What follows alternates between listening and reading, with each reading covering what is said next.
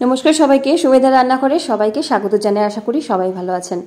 অনেক সময় বাড়িতে আমাদের বোনলেস চিকেন থাকে, কিন্তু বোনলেস চিকেন ঠিক কেউই পছন্দ করে না ঠিকঠাক রান্না না হলে। তাছাড়া বাড়িতে গেস্ট এলে বিকেলে স্টার্টার বা স্ন্যাক্স হিসেবে কি করব ভেবে পাই না। সেই সময় এভাবে বোনলেস চিকেন দিয়ে এই রেসিপিটা ট্রাই করতে পারেন। তো এখানে পেঁয়াজ ক্যাপসিকাম ভালো মতো ধুয়ে নিয়ে একটু বড় বড় ডুমো ডুমো করে কেটে নিয়েছি, আর পেঁয়াজের লেয়ারগুলোকে ছাড়িয়ে রাখবো।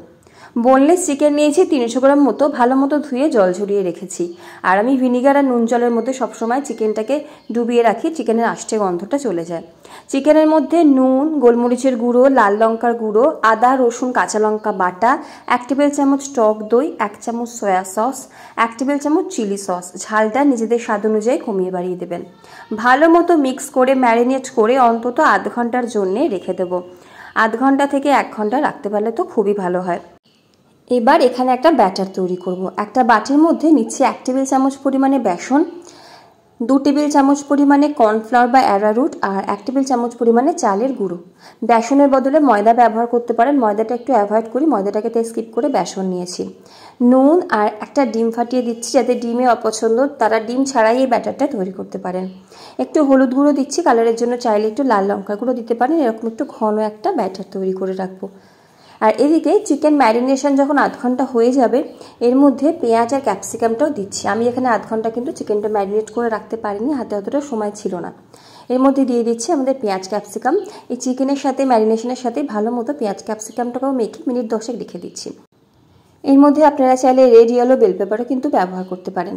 তো আমি এখানে টুথপিক নিয়েছি, তার মধ্যে এবার একে একে একটা ক্যাপসিকাম দেবো, তারপর একটা চিকেন দেবো, তারপরে একটা পেঁয়াজ দেবো, তারপরে আবার একটা আমি চিকেন দিচ্ছি। প্রত্যেকটা টুথপিকে একটা করেও চিকেন দিতে পারেন, আবার এরকম 2টো করেও দিতে পারেন। চিকেনগুলো যেন অবশ্যই একদম বোনলেস হয়, একটুও যদি হাড় থাকে টুথপিকে গিঁথতে গেলে কিন্তু ভেঙে যাবে টুথপিকগুলো। তো এভাবেই প্রত্যেকটা আমি টুথপিক রেডি করে নেব। পছন্দ মতো যে কোনো রকম ক্যাপসিকাম ব্যবহার করতে পারেন। আমার কাছে সবুজ ক্যাপসিকামটা ছিল, সেটা দিচ্ছি। এটা স্কিপ করে রেড ইয়েলো বেল পেপারও দিতে পারেন। তো আর যে ম্যারিনেশনটা বাকি বেঁচে ছিল, সেটাই বেসনের ব্যাটারে দিয়ে আবার একবার মিক্স করে নিলাম। দেখুন প্রত্যেকটা আমি রেডি করে নিয়েছি, টুথপিকের মধ্যে গিঁথে নিয়েছি।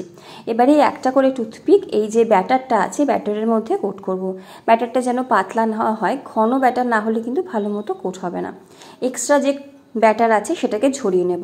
পর্যাপ্ত পরিমাণে সাদা তেল নিয়েছি, তেলটাকে গরম করে নিয়ে একে একে ছেড়ে দেবো এই গরম তেলের মধ্যে। মিডিয়াম ফ্লেমে উল্টিয়ে পাল্টিয়ে কিন্তু ভাজতে হবে। হাই ফ্লেমে ভাজলে চিকেনগুলো কিন্তু সেদ্ধ হবে না, লোতে ভাজলে প্রচুর তেল টানবে।